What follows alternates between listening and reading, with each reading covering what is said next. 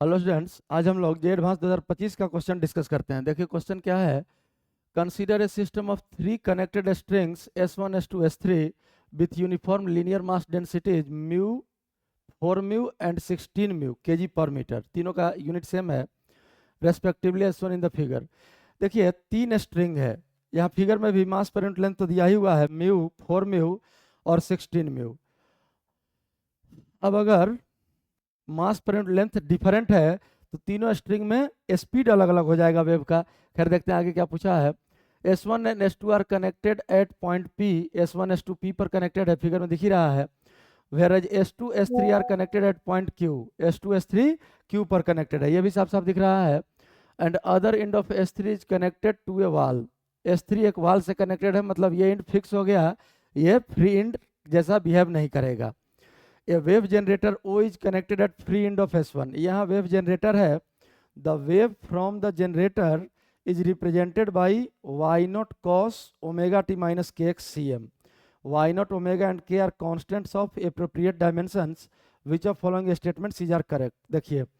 यहाँ से जो वेव जनरेट हो रहा है इसका इक्वेशन दिया है y बराबर y naught cos omega t minus k x, और इन ऑप्शंस को चेक करना हम लोगों को कौन सही है कौन गलत। ऑप्शन पहले एक बार पढ़ लेते हैं, क्या सॉल्व करना हम लोगों को। When the wave reflects from P for the first time the reflected wave is represented by y। मतलब पहला ऑप्शन के हिसाब से P से जब रिफ्लेक्शन हो रहा है तो रिफ्लेक्टेड वेव का हम लोग को इक्वेशन लिखना होगा। दूसरा option wave transmits through P for first time transmitted wave is represented by, मतलब रिफ्लेक्टेड वेव और ट्रांसमिटेड वेव का इक्वेशन लिखना है। तो देखिए अगर पॉजिटिव एक्स एक्सिस के लॉन्ग, यहाँ डायग्राम में एक्स एक्सिस दिया है, पॉजिटिव एक्स एक्सिस के लॉन्ग अगर वेव प्रोपागेट करता है तो इक्वेशन में क्या आएगा, omega T minus k x. Cos है तो कॉस ही रहेगा, साइन रहता तो साइन ही रहता। खैर, और जब नेगेटिव एक्स के लॉन्ग अगर प्रोपागेट करेगा तो एक्स की जगह पर माइनस पुट कर देंगे, माइनस एक्स, तो ये प्लस हो जाएगा। खैर यहाँ अगर इस स्ट्रिंग के लिए हम लोग के का वैल्यू देखें तो देखिए के का वैल्यू इसको K1 मान लेते हैं। के पढ़े होंगे आप लोग प्रोपागेशन कांस्टेंट, के इक्वल्स होता है ओमेगा बाई भी, और भी कितना होता है root under T by mu mass पर यूनिट लेंथ। तो मास पर यूनिट लेंथ तो सबका दिया हुआ है, तो यहाँ अगर पहला स्ट्रिंग के लिए K1 हम लोग मानते हैं तो ये हो जाएगा ओमेगा बाई भी, टी बाई म्यू को ही भी मान लेते हैं। अब इसके लिए जब K2 हम लोग लिखेंगे तो यह आ जाएगा ओमेगा, फ्रीक्वेंसी तो सेम ही रहेगा, एक ही वेव प्रोपागेट कर रहा है तो एंगुलर फ्रीक्वेंसी भी ओमेगा भी सेम रह जाएगा। ओमेगा बाई वेलोसिटी, इस स्ट्रिंग में जब वेलोसिटी लिखेंगे हम लोग तो देखिए बस क्या चेंज होगा, टी बाई 4 म्यू हो जाएगा, तो ये 2 बाहर आ जाएगा, T by mu 1/2 root T by mu. तो इसको अगर हम लोग भी नॉट कह दें, और इस स्ट्रिंग में जो वेलोसिटी होगा यही लिख लेते हैं, इस स्ट्रिंग का वेलोसिटी, इसको तो भी नॉट कह लिए, ये V2 कह देते हैं सेकेंड स्ट्रिंग में, S2 जिसको लिखा है, equals root under T by 4 mu, और यहाँ से ये वैल्यू निकल जाएगा 1/2 रूट टी बाई म्यू। तो रूट टी बाई म्यू को अगर V0 हम लोग बोल दिए हैं तो ये हो जाएगा कितना, V0/2। तो V2 का वैल्यू हो गया V0/2, ओमेगा बाई V2 हो जाएगा इसका के, तो V0/2 2 चला जाएगा ऊपर, मतलब इसको अगर हम लोग के कह लें तो K2 का वैल्यू कितना हो जाएगा, 2K हो जाएगा। और इसी तरह से थर्ड वेव के लिए, थर्ड स्ट्रिंग के लिए अगर हम लोग K3 लिख लें तो K3 equals omega by V3। अब V3 का वैल्यू क्या होगा, तो V3 equals root under T by 16 mu, 16 mu दिया हुआ है तो 16 रूट से बाहर आया 4, और टी बाई म्यू को हम लोग क्या लिख लेंगे, V0, तो ये हो गया V0/4। तो यहाँ V0 और बाई 4, तो 4 चला जाएगा ऊपर, और ये वैल्यू हो गया कितना, 4K। अब आइए हम लोग सारे वेव का इक्वेशन लिख लेते हैं। तो P से जो रिफ्लेक्टेड वेव है उसका इक्वेशन, अब देखिए एक रिजल्ट और आप लोग पढ़े होंगे, एम्पलीट्यूड ऑफ रिफ्लेक्टेड वेव ये होता है V2 minus V1 by V2 plus V1 into amplitude of incident wave. ये जो एम्पलीट्यूड है यहाँ अल्फा y0 लिखा है, अल्फा 2 y0 लिखा है, अल्फा 3 y0 लिखा है, इस इक्वेशन में y0 लिखा है, तो यही एम्पलीट्यूड है। y0 ही जो है ये इंसिडेंट वेव का एम्पलीट्यूड है, और V2 हो गया इस स्ट्रिंग में, यहाँ से रिफ्लेक्टेड के लिए, रिफ्लेक्टेड वेव के लिए V2 इस स्ट्रिंग में वेलोसिटी और V1 इस स्ट्रिंग में वेलोसिटी, तो ये रिफ्लेक्टेड वेव का एम्पलीट्यूड होता है। और ट्रांसमिटेड वेव का एम्पलीट्यूड हो जाता है, पढ़े होंगे ये भी आप लोग, 2v2/v2 plus v1 into ai वही इंसिडेंट वेव का एम्पलीट्यूड। तो खैर इस वैल्यू इन वैल्यूज को सॉल्व यहाँ नहीं करना है ऑप्शन में, इसके जगह पर यहाँ α1 α2 α3 α4 ये सब कांस्टेंट का वैल्यू दिया हुआ है। तो हम लोगों को इस फॉर्मूला से कोई मतलब नहीं है, बस v2 minus v1/v2 plus v1 इसको α1 कह देना है, 2v2/v2 प्लस v1 इसको α2 कह देना है और इक्वेशन लिख लेना है। तो देखिए यहाँ से जो वेव रिफ्लेक्ट होगा इसका इक्वेशन अगर हम लोग लिखें तो y of reflected wave equals हो जाएगा कितना, पहले तो ये कोफिशिएंट रिफ्लेक्शन कोफिशिएंट, तो ये α1 मान लीजिए α1 दिया तो ले लेंगे α1, और amplitude of incident wave y0 ही है तो ये y0 हो गया, और cos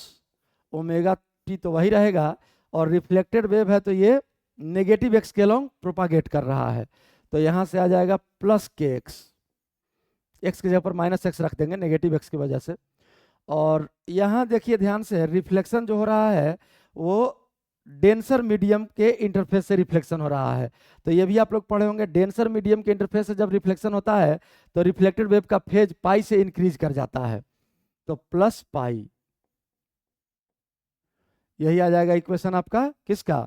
पी से जो वेव रिफ्लेक्ट हो रहा है। ऑप्शन देख लीजिए, y equals α1 y0 cos omega t plus k x plus pi c m where α1 is a positive constant, ये ऑप्शन आपका सही है, यही इक्वेशन आया है यहाँ।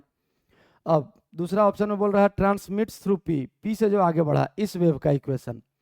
तो इस वेव के लिए ये फॉर्मूला अप्लाई होगा, तो इसी कांस्टेंट कोफिशिएंट की जगह पर यही का जो कोफिशिएंट है इसके जगह पर α2 लिखा है, हम लोग भी लिखते हैं, तो ट्रांसमिटेड वेव का इक्वेशन हो जाएगा α2 y0 cos, अब देखिए ओमेगा तो वही रहा ओमेगा टी, और ये ट्रांसमिटेड वेव जो है ये पॉजिटिव एक्स के अलोंग ही जा रहा है तो माइनस के एक्स ही होगा, लेकिन अब के बदल जाएगा, के का वैल्यू इस स्ट्रिंग के लिए कितना निकाले हम लोग 2k निकाले हैं, तो यहाँ जो k लिखे हैं यहाँ हो जाएगा 2kx, और ट्रांसमिटेड वेव का फेज चेंज नहीं होता है तो यहाँ पाई वाला कोई टर्म ऐड नहीं होगा। ये हो गया आपका ट्रांसमिटेड वेव का इक्वेशन जो कहाँ से ट्रांसमिट हुआ है पी से। अब जरा मिलाइए ऑप्शन,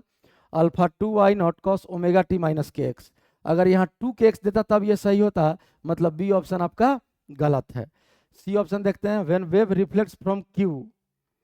यहाँ से रिफ्लेक्टेड वेव का इक्वेशन, तो ये तो कोफिशिएंट वाला टर्म तो हम लोगों को अल्फा के टर्म में ही लिखना है, α3 α4, तो रिफ्लेक्टेड वेव का इक्वेशन क्या हो जाएगा, यहाँ से जो रिफ्लेक्ट होगा इसका भी इक्वेशन लिख लेते हैं, तो इसको वाई आर डैश से रिप्रेजेंट कर देते हैं, तो देखिए वाई आर डैश बराबर रिफ्लेक्टेड वेव है तो कोफिशिएंट α3 मान लिए और एम्पलीट्यूड y0 इसी के फॉर्म में होगा, और इनटू ये प्रोडक्ट है इनटू कॉस, अब देखिए ओमेगा सेम रहेगा ओमेगा टी, यहाँ से जो रिफ्लेक्ट हुआ फिर से ध्यान से देखिए नेगेटिव एक्स के लॉन्ग चल दिया, तो नेगेटिव एक्स के लॉन्ग जब चल देगा तो ये माइनस एक्स पुट करेंगे तो ये प्लस हो जाएगा, और ये वेव स्ट्रिंग कौन सा है, ये 4μ वाला है, मतलब 2k इसका प्रोपागेशन कांस्टेंट है, तो 2k और माइनस एक्स की वजह से ये प्लस एक्स हो गया, और फिर से देखिए यहाँ से जब यहाँ जा रहा है तो ये डेंसर मीडियम है, डेंसर इंटरफेस से रिफ्लेक्ट होगा, फिर से फेज पाई से चेंज होगा तो प्लस पाई, यही आपका इक्वेशन हो गया किसका, क्यू से जो वेव रिफ्लेक्ट हुआ है, α3 y0 cos omega t plus 2kx plus pi, option मिलाइए, α3 y0 cos omega T minus k x plus pi, तो गलत हो गया, reflected wave negative x axis के लॉन्ग जाएगा तो एक्स की जगह पर माइनस एक्स पुट करेंगे तो ये माइनस माइनस क्या हो जाना चाहिए, प्लस हो जाना चाहिए, खैर ये ऑप्शन गलत है। अब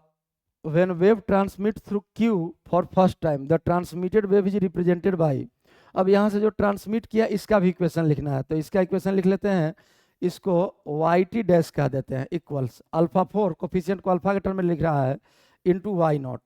अब कॉस क्या हो जाएगा यहाँ, तो ओमेगा टी तो वही रहेगा क्योंकि फ्रीक्वेंसी चेंज हुआ नहीं है, और ट्रांसमिटेड वेव फिर से पॉजिटिव एक्स के लॉन्ग जाने लगा तो माइनस के एक्स ही आएगा, लेकिन के का वैल्यू इस स्ट्रिंग के लिए बदल चुका है, कितना हो चुका है 4k, तो यह आ जाएगा आपका 4kx, और ट्रांसमिटेड वेव का फेज चेंज नहीं होता है तो बस ये यही रह जाएगा। Alpha 4 Y naught cos omega T minus 4 K X, देखिए क्या ऑप्शन दिया है, alpha 4 Y naught cos omega T minus 4 K X, alpha 4 positive constant, ये ऑप्शन आपका सही है। तो यही इस क्वेश्चन का सॉल्यूशन है। और इसी तरह से हम लोग वेव इक्वेशन लिखते हैं, रिफ्लेक्टेड और ट्रांसमिटेड।